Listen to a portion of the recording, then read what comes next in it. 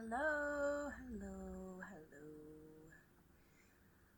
Good afternoon, everyone. I hope all is going well. Let's see. We made it to day 58. Can y'all believe it? We made it to day 58, which means that we only got like 300 more days to go. That's it. Just 300 more. But no, we made it to 358 consistently without missing a day. And for that, I need to celebrate just a little bit, just feel a little festive energy in the air. Because that's not the most easy, I guess. Um, but that aside, I have things that I just want to recognize that I still know there are things that need to be worked on in terms of getting this to where I want it, like where I can kind of envision it, but I don't want that strive for perfection to overshadow me reaching the goal in the first place, you know?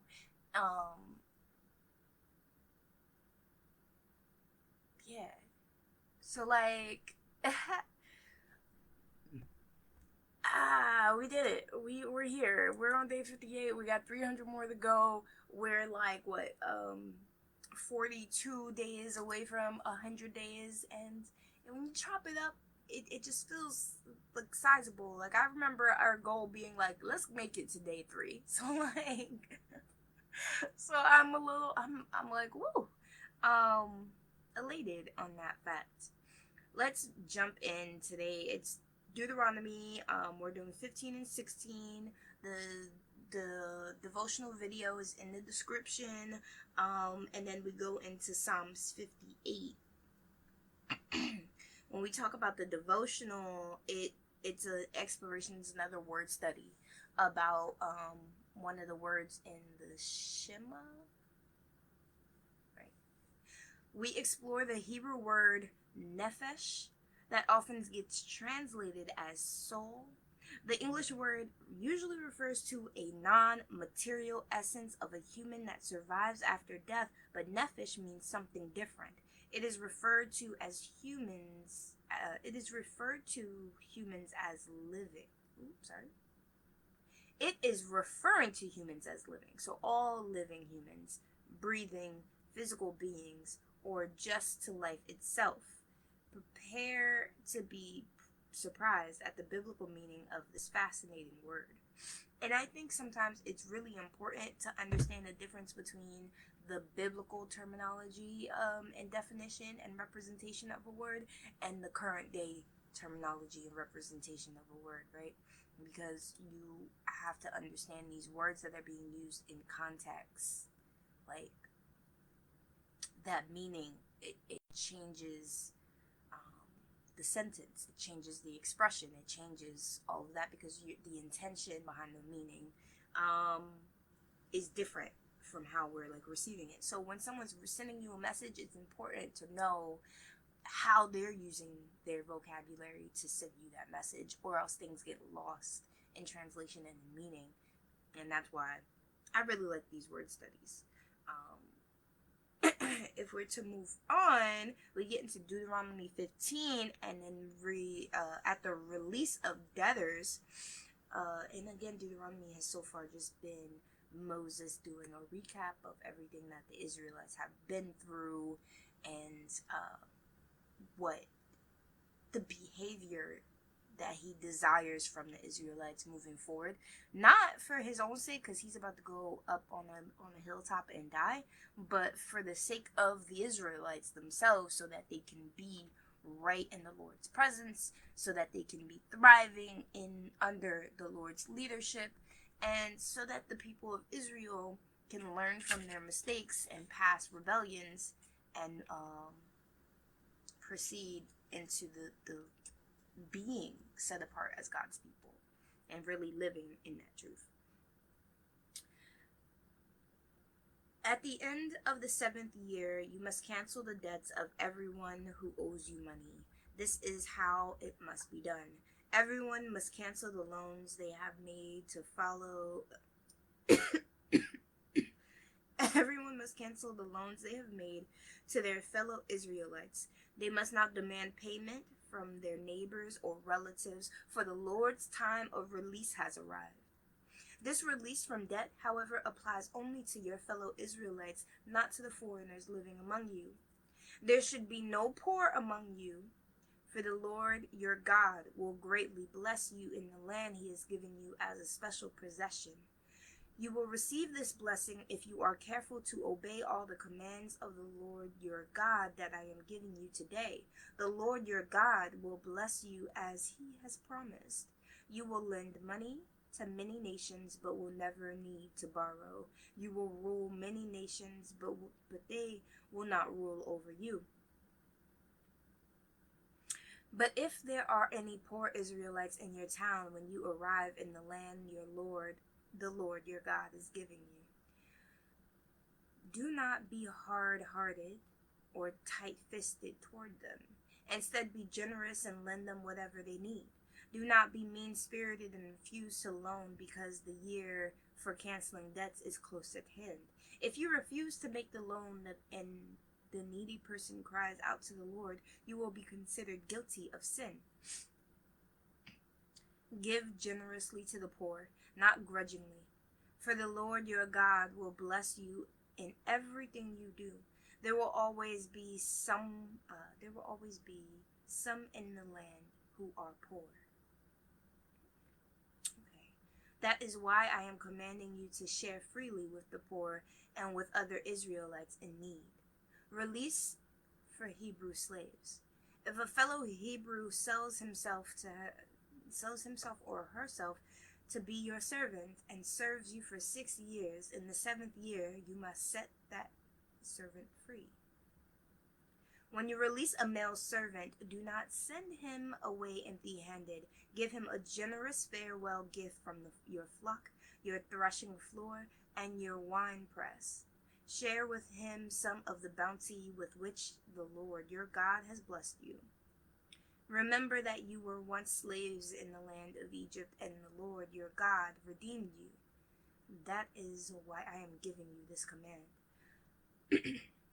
But suppose your servant says, I will not leave you, because he loves you and your family, and he has done well with you. In that case, take an awl and push it through his earlobe into the door. What?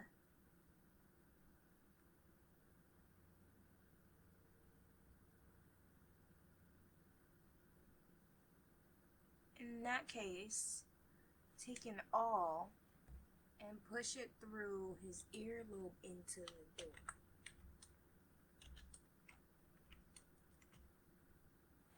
It looks like an ice pick. Okay.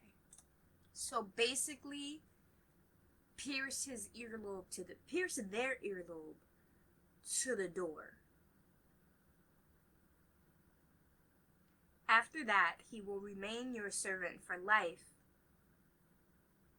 And do the same for your female servants. You must not consider it a hardship when you release your servants. Remember that for 6 years they have been giving you services worth double the wages of hired workers, and the Lord your God will bless you in all you do. Sacrificing firstborn male animals. You must set aside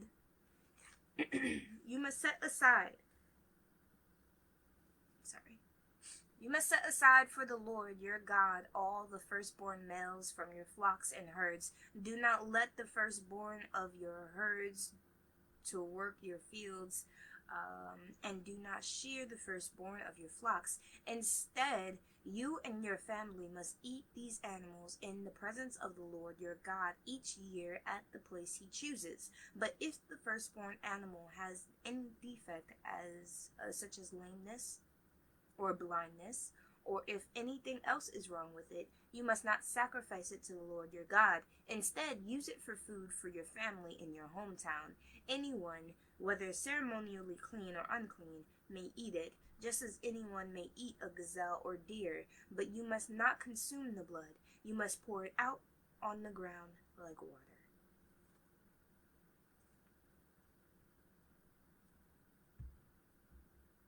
It's the ear piercing for me.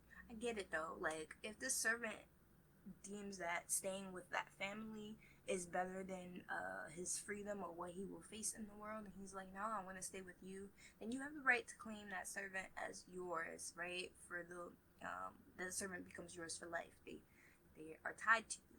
So you pierce. This is ceremonially. You pierce their earlobe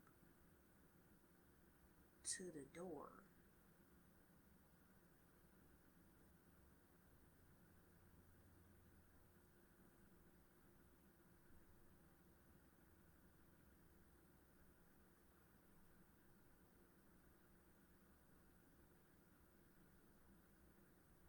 That's such like an uncomfortable. Like, just thinking of the way your head and your ear has to meet door wall, you know, for the master to then pierce your ear to the door.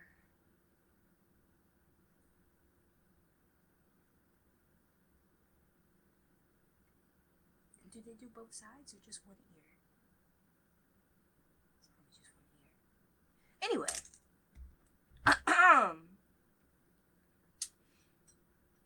Deuteronomy 16, Passover and the Festival of Unleavened Bread. In honor of the Lord your God, celebrate the Passover each year in the early spring in the month of Abib, for that was the month in which the Lord your God brought you out of Egypt by night. Your Passover sacrifice may be from either the flock or the herd, and it must be sacrificed to the Lord your God at the designated place of worship, the place he chooses for his name to be honored. Eat it with bread without yeast. For 7 days the bread you eat must be made without yeast, as you have escaped from Egypt in such a hurry. Eat this bread, the bread of suffering, so that as long as you live you will remember the day you departed from Egypt. Is that what we're calling this bread? The bread of suffering? Oh. Is that the name? Is that like the general term for all bread made without yeast? The bread of suffering because it's hard and stiff and full of hardship? Alright. Wait. Let no yeast be found in any household throughout your land for those 7 days. And when you sacrifice the Passover lamb on the evening of the first day, do not let any of the meat remain until the next morning. You may not sacrifice the Passover in just any of the towns that the Lord your God is giving you. You must offer it at the designated place of worship, the place the Lord your God chooses for his name to be honored. Sacrifice it there in the evening as the sun goes down on the anniversary of your exodus from Egypt. Roast the lamb and eat it in the place the Lord your God chooses. Then you may go back to your tents the next morning. For the next 6 days you may not eat any bread made with yeast. On the 7th day proclaim another holy day in honor of the Lord your God, and no work may be done on that day. The Festival of Harvest. Count off 7 weeks from when you begin. Count off 7 weeks from when you first begin to cut the grain at the time of harvest. Then celebrate the Festival of Harvest to honor the Lord. To honor the Lord your God, bring him a voluntary offering in proportion to the blessings you have received from him.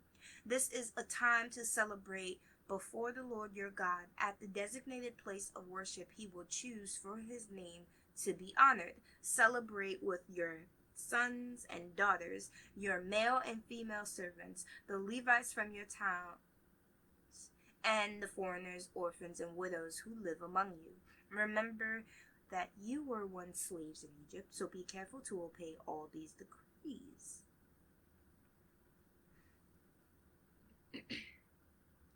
The Festival of Shelters. You must observe the Festival of Shelters for 7 days at the end of the harvest season, after the grain has been threshed and the grapes have been pressed. This festival will be a happy time of celebrating with your sons and daughters, your male and female servants, and the Levites, foreigners, orphans, and widows living in your town. For 7 days you must For, for 7 days you must celebrate this festival to honor the Lord your God at the place he chooses. For it is he who blesses you with bountiful harvest and gives you success in all your work. This festival will be a time of great joy for all. Each year, every man in Israel must celebrate these 3 festivals: the festival of unleavened bread, the festival of harvest, and the festival of shelters. On each of these occasions, all men must appear before the Lord your God at the place he chooses, but they must not appear before the Lord without a gift for him.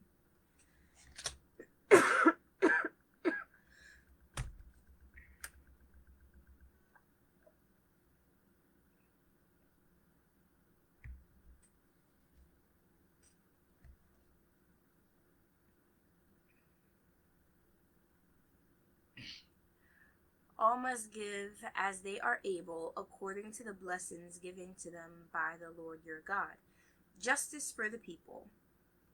Appoint judges and officials for yourselves from each of your tribes in all the towns the Lord your God is giving you. They must judge the people fairly. You must never twist justice or show partiality. Never accept a bribe, for bribes blind the eyes of the wise and corrupt the decisions of the godly. Let true justice prevail, so you may live and occupy the land that the Lord your God is giving you. You must never set up a wooden Asherah pole besides the altar you build for the Lord your God, and never set up sacred pillars for worship, for the Lord your God hates them.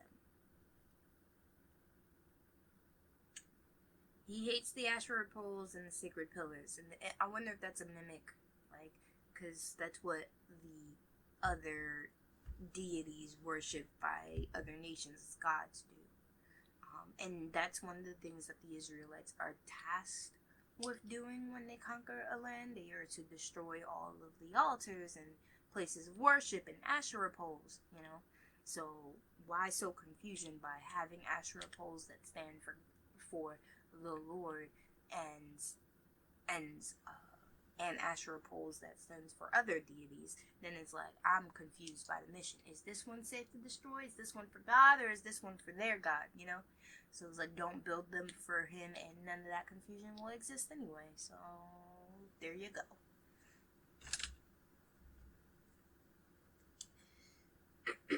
If we are to move on, we get to the choir director, a psalm of David to be sung to the tune of Do Not Destroy. That's the same tune from yesterday's choir director message. Justice. Do you rulers know the meaning of the word? Do you judge the people fairly? No, you plot injustice in your hearts. You spread violence throughout the land. These wicked people are born sinners. Even from birth they have lied and gone their own way. They spit venom like deadly snakes. They are like cobras that refuse to listen, ignoring the tunes of the snake charmers, no matter how skillfully they play. Break off their fangs, O God. Smash the jaws of these lions, O Lord. May they disappear like water into thirsty ground. Make their weapons useless in their hands. May they be like snails that dissolve into slime, like a stubborn child who will never see the sun. That's not what that says at all. Oof. May they be like snails that dissolve into slime. May they be like a stillborn child who will never see the sun. God will sweep them away before both young and old, faster than a pot heats over burning thorns. The godly will rejoice when they see injustice avenged. They will wash their feet in the blood of the wicked. Then, at last, everyone will say, there truly is a reward for those who live for God. Surely there is a God who judges justly here on earth. They said let them be like a stillborn child who never sees the sun. Woohoo. Dead. Let them be dead. Sorry. yeah, that's a quick little reading. A reminder of what festivals to celebrate. A reminder of how to treat debts and the disenfranchised yet again. Like, don't hold on to your servants. Don't lament that you have to let your servants go after the 6th year. Don't be like, oh, the 7th year is coming. And I remember saying this when we first approached the reading on how to um, behave with loans and slave and servitude, right? If the year of is it the year of leavening? The year of Jubilee. If the year of Jubilee comes and it's closer and closer, does that would make some people refuse or feel like, oh, giving to you now is just so your debt's gonna be forgiven soon, so why would I do that? Or, oh, accepting you into servitude now is just like your debt's gonna be released soon, so why would I do that? The clarification of don't harden your hearts just because that year is coming. It's like, yeah, that's what human nature would entice you to do, is to harden your heart. That year is coming, you're gonna be at a loss, yada yada. It's saying don't do that, and don't release them begrudgingly, because if you do so, you fail to recognize the fact that their servitude to begin with was a blessing, and their release is still going to be blessed because you're doing your work in honoring God and His presence in your life, and how He wants you to treat others in their presence in your life. It's not about keeping the other person down, it's about helping and supporting. And even with servitude, there's rules and decorum that you have to follow, right? And behavior. Like, servitude definitely gets a bad rap because people get power hungry and you get all higher, mightier, holier, whatever. They get all stuck up, and that tends to lead to the abuse. That tends to lead to the lack of food. Well, I mean, I guess it's abuse too. Both abuse, all physical and mental. And it's saying here that, like, yes, that person fell into servitude because they fell on hard times. And what also surprised me is he's like, there will be poor living among you, but these are God's people. So he knows that there's going to be poor living among you, even though that these are God's people, because some people just have to go through the trial of being poor. That don't mean they're not blessed. And some people just have to go through the trial of being in favor, or like being richer than another, because that doesn't mean you're more blessed. I'm testing you. How do you act? How do you act when you have more than another? Do you have a heart of charity? Do you have a heart of good? How do you act when you're going through the struggle of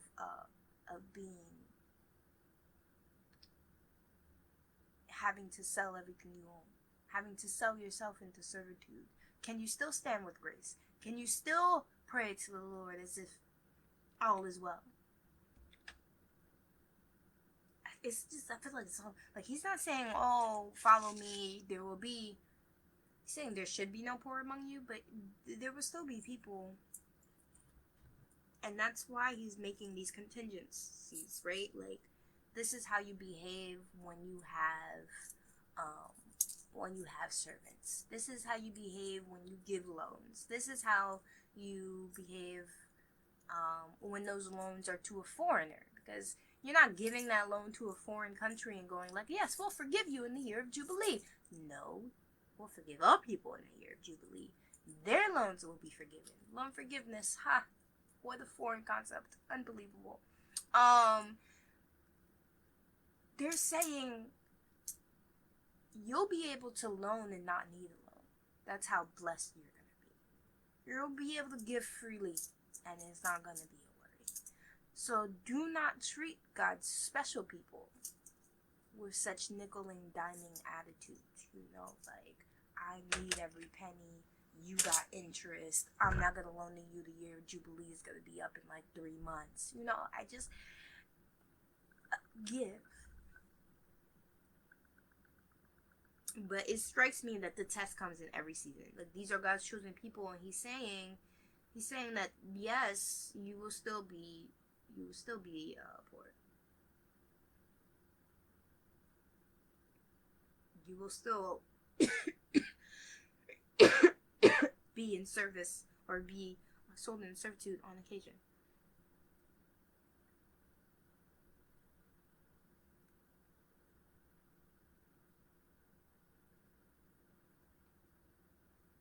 But can you still show the grace of God through all of that?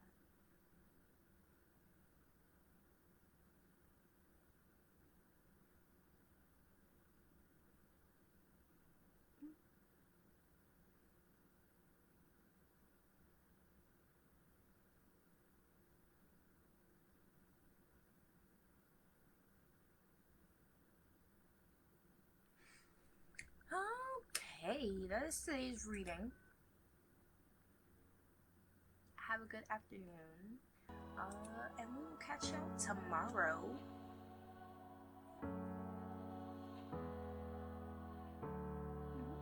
Bye bye.